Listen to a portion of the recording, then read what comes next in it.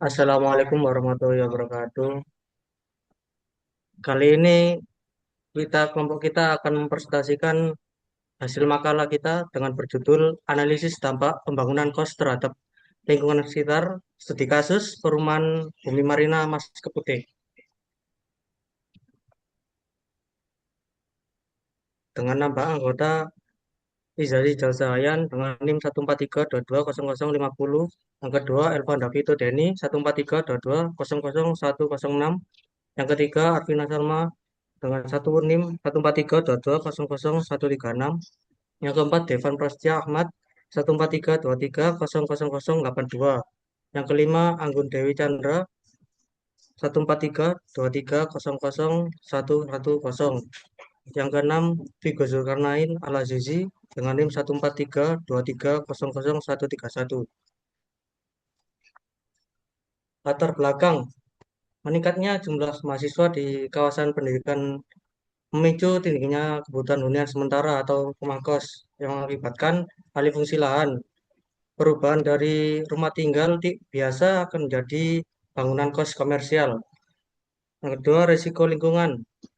Proses konstruksi di kawasan padat penduduk dapat menimbulkan debu, kebisingan, dan penumpukan material. Urgensinya perlu dianalisis dampak lingkungan untuk menemukan mitigasi yang menjaga kenyamanan masyarakat. Rumusan masalah dan tujuannya. Rumusan masalah satu, bagaimana fungsi dan kondisi lahan sebelum proyek berlangsung. Yang kedua, apa saja perubahan lingkungan fisik dan sosial yang terjadi. Yang ketiga, bagaimana dampak aktivitas ini terhadap masyarakat sekitar. Yang keempat, permasalahan lingkungan apa saja yang muncul selama proses pembangunan tersebut. Yang kelima, apa saja jenis limbah konstruksi dan sisa material yang dihasilkan selama pembangunan proyek. Yang keenam, bagaimana dampak limbah cair yang dihasilkan dari aktivitas pembangunan terhadap lingkungan sekitar proyek. Dan yang ketujuh, upaya apa saja yang dapat dilakukan untuk mengatasi dan memitigasi dampak lingkungan akibat proyek tersebut.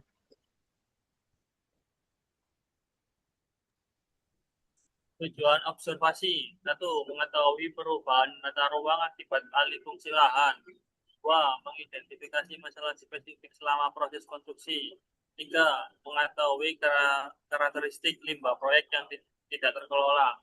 Empat, menemukan solusi dan langkah mitigasi yang aplikatif bagi pengembang dan masyarakat. Selanjutnya, metodologi penelitian. Terdapat observasi lapangan seperti melakukan pengamatan dan peninjauan secara langsung pada lokasi proyek pembangunan kos di kawasan perumahan Bumi Marina Mas Putih. Dua, dokumentasi pengumpulan data aktual berupa dokumentasi foto kondisi lapangan, penumpukan material, penyebaran limbah, serta aktivitas pekerja.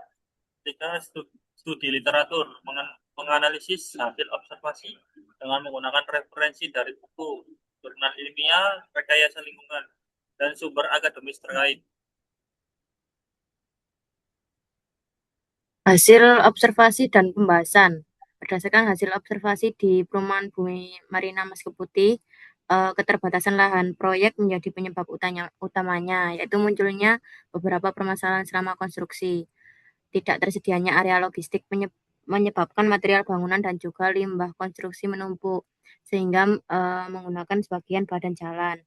Selain itu, limbah cair dari pencucian alat cor masih berlangsung dialirkan ke drainase tanpa proses pengendapan. Jarak bangunan yang cukup dekat dengan rumah warga juga menimbulkan kekhawatiran terkait sirkulasi udara, pencahayaan, serta kenyamanan lingkungan sekitar. Fungsi lahan sebelum proyek. Sebelum dibangun menjadi kos mahasiswa, lahan di Perumahan Bumi Marina berfungsi sebagai rumah tinggal yang digunakan sebagai hunian permanen dan mendukung berbagai aktivitas sehari-hari penghuninya. Perubahan fungsi lahan menjadi bangunan kos menyebabkan peningkatan intensitas pemanfaatan lahan karena jumlah penghuni yang banyak, sehingga berpotensi meningkatkan kebutuhan air bersih, produksi air limbah domestik, volume sampah, serta lalu lintas sekitar lokasi. Oleh karena itu, meskipun perubahan fungsi ini memberikan manfaat ekonomi bagi pemilik lahan dan menyediakan hunian bagi mahasiswa, Pelaksanaannya tetap harus memperhatikan aspek lingkungan agar tidak menimbulkan dampak negatif terhadap masyarakat, kawasan pemukiman di sekitarnya. Selanjutnya, permasalahan selama konstruksi. Yang pertama adalah keterbatasan logistik, tidak tersedianya area penyimpanan khusus membuat material seperti pasir dan bata ringan ditempatkan secara acak, mempersempit jalan. Lalu kedua ada penumpukan limbah, material sisa bongkaran dan potongan besi atau kayu tidak segera diangkut keluar, menimbulkan kesan kumuh dan risiko kecelakaan kerja. Lalu ketiga ada polusi udara dan suara. Debu semen dari aktivitas bongkar muat serta kebisingan operasional alat berat sangat mengganggu kenyamanan dan istirahat warga. Lalu sisa bahan proyek untuk limbah padat. Yang pertama ada sisa begisting, potongan kayu balok, dan triplek sisa pekerjaan pengecoran struktur yang menumpuk di depan pelek. Lalu yang kedua adalah material geragal, pecahan beton, puing, dan sisa bata dari pembongkaran bangunan existing rumah lama. Lalu ada sisa pembesian, potongan besi tulangan, dan kawat benrat yang tidak terpakai, berbahaya bagi mobilitas warga. Limbah cair Deskripsi. lokasi proyek. Aktivitas pembangunan juga menghasilkan limbah cair yang secara langsung mempengaruhi sistem saluran perumahan. Sumber limbah yaitu air buangan, pencucian alat kerja atau molen portable, skop, dan ember. Dan air bilasan semen. Untuk karakteristiknya mengandung padatan tersuspensi yang tinggi, pasir sisa semen, dan bersifat basa kuat. Untuk dampak destruktifnya, jika dialirkan langsung tanpa filter, limbah ini memicu sedimentasi, pendangkalan, dan penyumbatan selokan perumahan.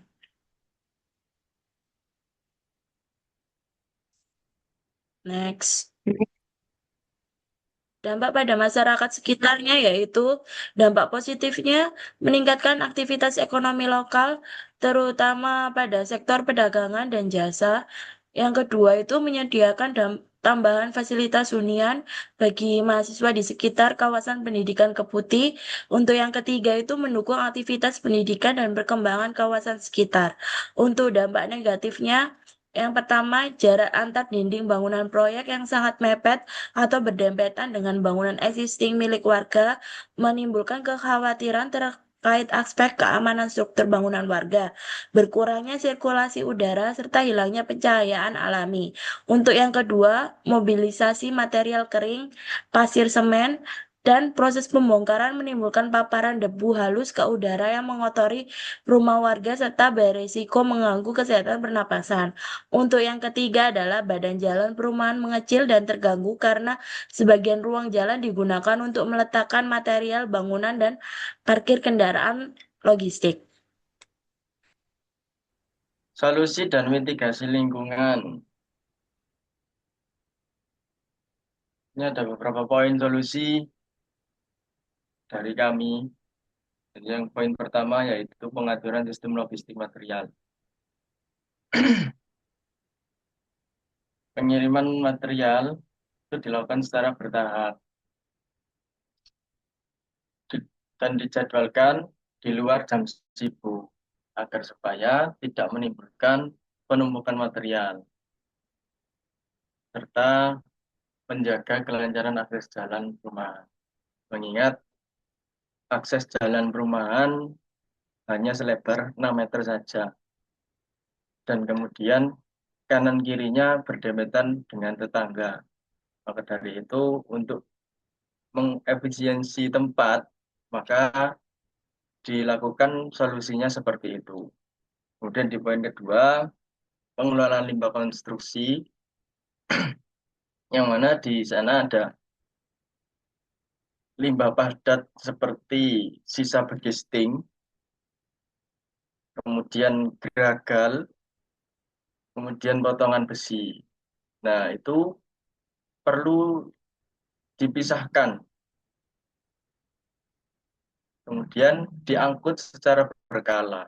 Tujuannya agar tidak menumpuk dan mengganggu lingkungan sekitar. Mengingat tempatnya sekecil itu, maka supaya segera diangkut secara berkala.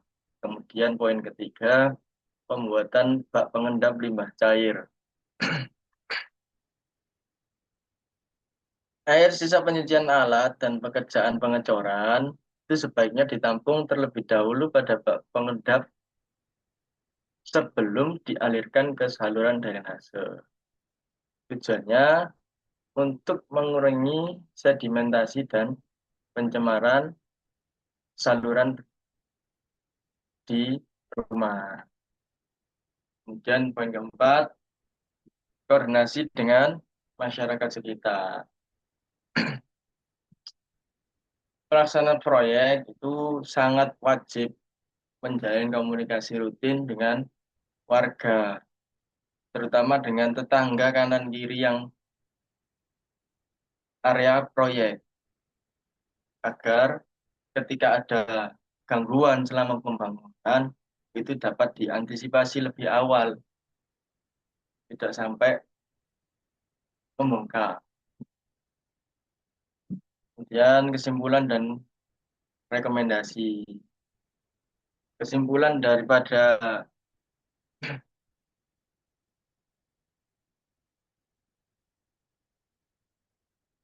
survei yang kami jalankan yaitu yang mana terjadi alih fungsi lahan yang dulunya rumah menjadi kos-kosan mahasiswa, yang mana sangat memicu perubahan drastis. Masalah utamanya itu terletak pada minimnya lahan logistik dan buruknya manajemen limbah